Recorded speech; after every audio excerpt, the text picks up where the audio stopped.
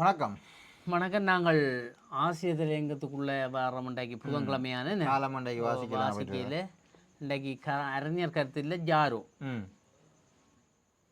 குணங்களின் தன்மை மேன்மையடையும் போதே ஆசீர்வாதங்கள் நம்மை வந்தடைகின்றன. இது அடிக்கடி இப்போ போடுறார் ஐயா. என்ன குணங்களை பற்றி? நம் அவலம் தீர்வதற்கு இறை வழிபாடு அவசியம். என்னது தீர்வதற்கு? அவலம் தீர்வதற்கு. நாடு குறித்து நம் இனத்தின் நிலை குறித்து நாம் எவ்வளவுதான் வாத பிரதிவாதங்களை முன்வைத்தாலும் இறையருள் நமக்கு தேவை என்பதை நாம் ஒருபோதும் மறந்துவிடலாகாது. தம்பி, இறையருள் வேணும். சும்மா விளையாடியோன்னு தெரியாதேங்கோ. கோயில் கும்பிடவும் வேணும் தான், கடவுளும் வேணும் தான். சரியோ? ஆம். மனித வாழ்வென்பது சாதாரணமானது அன்று. இன்பமும் துன்பமும் கலந்த வாழ்க்கையின் நீண்ட பயணத்தின் வெற்றிகளும் தோல்விகளும் இழப்புகளும் நியதிக்குட்பட்டது.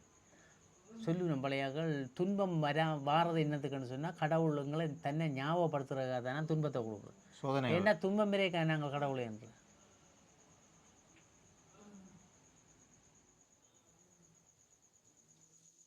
எனினும் வெற்றியை கண்டு கர்வம் கொள்ளாமலும் தோல்வியை கண்டு துவண்டு போகாமலும் இழப்புக்கொள்ளால் உளச்சோர்வடையாமலும் வாழ்வதென்பதற்குள் தான் மனித வாழ்வின் வெற்றி தாங்கியுள்ளது. இது எல்லாத்துக்கும் சவாலாயிருக்கும். சரியோ?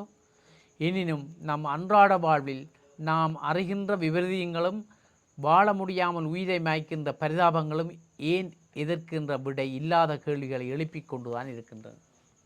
சரி, நல்ல விஷயமாக இங்குதான் கடவுளின் அனுக்கிரமும் தெய்வ கடாட்சமும் ஆத்ம பலமும் தேவையாகின்றது.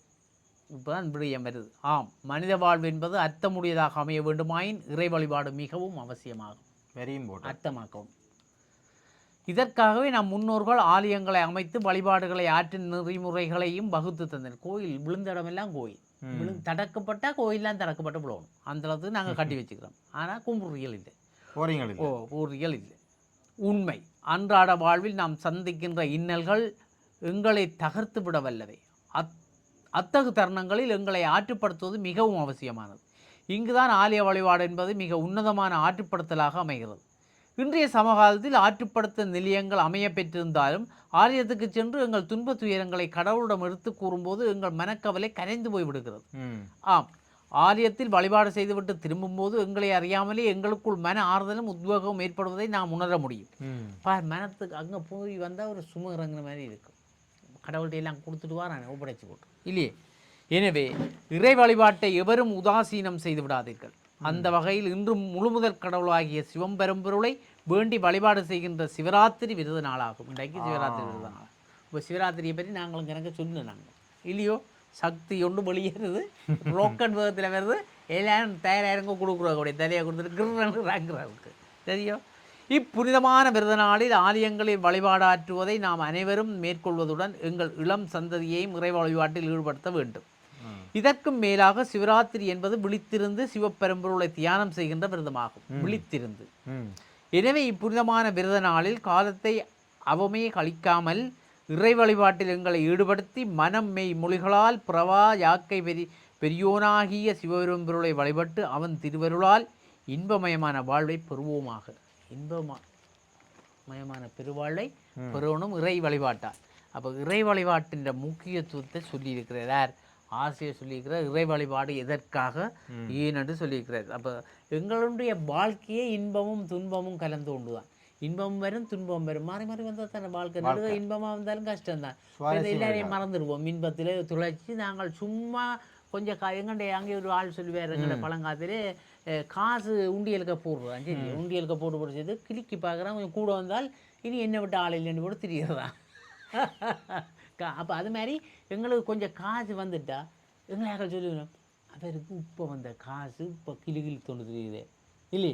அது பரம்பரையாக வந்தால் தம்பி தெரியாது. இதை மதிக்கிறாங்களே இல்லையா ஆக்களை. இடையில வந்தோடனே மதிக்கினம் இல்லையா ஆக்கள் என்று சொல்கிறது இல்லை எங்களே ஆக்கள். ஓ, அப்போ உண்மைதான்.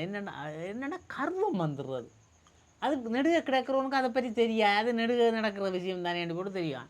ஆனால் காசுல வந்தால் காசு சேர்க்கவும் யோசிப்பான் இல்லையோ. ஓ, காசை கண்டோன்னா கர்வம் கொள்ளாதக்கூடாது. கடவுளை நினைக்கணும். பதவி வரும்போது பணிவு வர வேணும். பதவி வரும்போது பணிவு வர வேண்டும், துணிவும் வர வேணும். தோழா.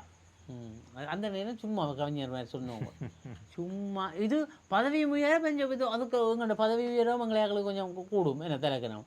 அது மாதிரி பணமும் கூட தலைக்கணம் கூடும். அப்போ அதான் இஞ்ச கனத்தை ஏற்றினால் நீங்கள் யோசிச்சு பாருங்க, ஒரு 50 கிலோவுக்கு தான் கொண்டு போகலாம்னா 75 கிலோ வச்சா என்னையும் கழுத்து உடைஞ்சி முடியத்தான் பார்க்கும். அது மாதிரி தலையில் கனங்களே ஏற்றக்கூடாது, தலைக்கணத்தையும் சொல்கிறோம்.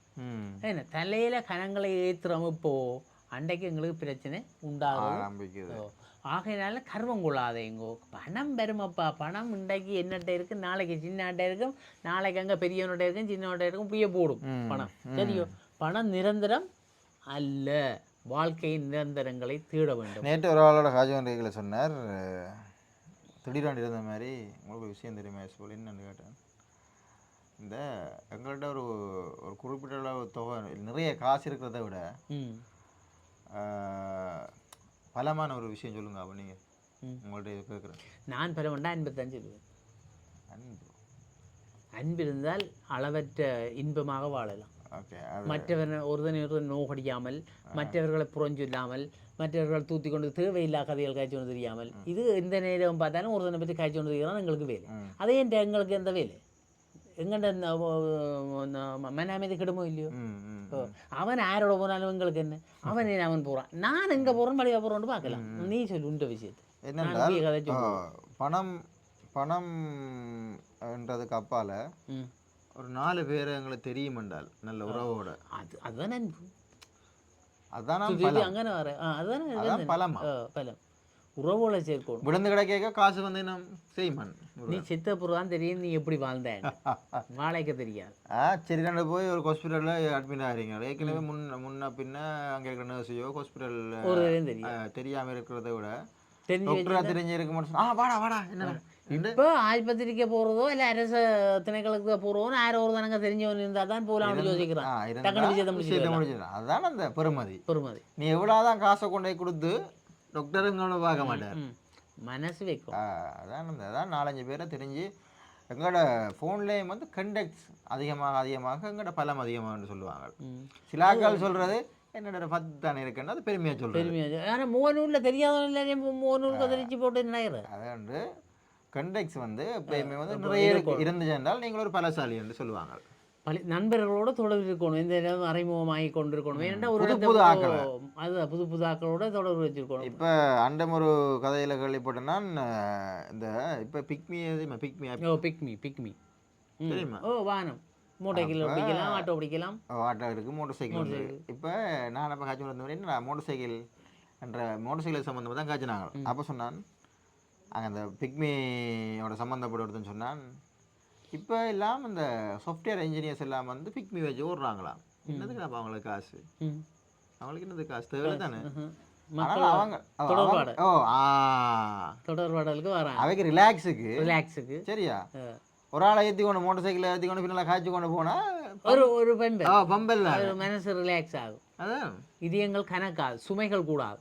இந்த இதுகளோட அவங்க என்னதுக்குடா நீங்கள் ரிலாக்ஸ் டைமில் தங்களுக்கு ஒரு ஸ்ட்ரெஸ்ஸாக இருக்கே டக்கான பிக்மி ஓன் பண்ணுறது. அரை ஓடர்கள் வேறு மாக்கணும் பின்னால் ஏற்றினா எனக்கு வந்து ஆட்டோவை ஓட பண்ணி போட்டு ஒரு ஆட்டோ எடுப்போம் நாங்கள். பிக்மி ஓடலாம், பின்னால கொஞ்சம் கனெக்ஷன் தானே, அதில் இருக்கிறாங்களே போட்டி கண்டு போட்டு போடலாம். ஒரு தொடர்பு தானே, வாரவன் வேறவங்க கதை பண்ணுறேன் 2-3 கதையாக இந்த மாதிரி சில பேர் குடும்ப கதையெல்லாம் சொல்லி எல்லாம் சொல்கிறேன். அப்போ ஒரு ரிலீஃப் தான். ஆனால் உண்மையாக நடந்தவன்தான், உண்மை நேர்மை எங்கள்கிட்ட இருக்குமே இருந்தால் நாங்கள் நிறைய உறவுகளை தேடலாம் இல்லையா. அது மாறக்கூடாது இன்றைக்குமே. முதல் என்ன குறிக்கோளோட நாங்கள் இறங்குறோமோ அந்த குறிக்கோள் கடைசி மட்டும் இருக்கணும். குறிக்கோளோடு இடையில கிடைக்கும் கிடையாததோட வச்சு மாறக்கூடாது இல்லையே. தமிழரசு கட்சி மாதிரி இருக்கணும். நாங்கள் என்றும் கொள்கையுடன் தான் இருப்போம். சிங்கிளா தாண்டா வரும் பார்ப்போம். அந்தந்த பூச்சாண்டி ஆடுற விளையாடுகள் எல்லாம் எங்களை மயங்குறார்கள், நாங்கள் இல்லை என்று இருக்கிறாங்க. பார்ப்போம் இங்கே போய் நிற்கிறேன். சரி, நாங்கள் விட நன்றி, வணக்கம்.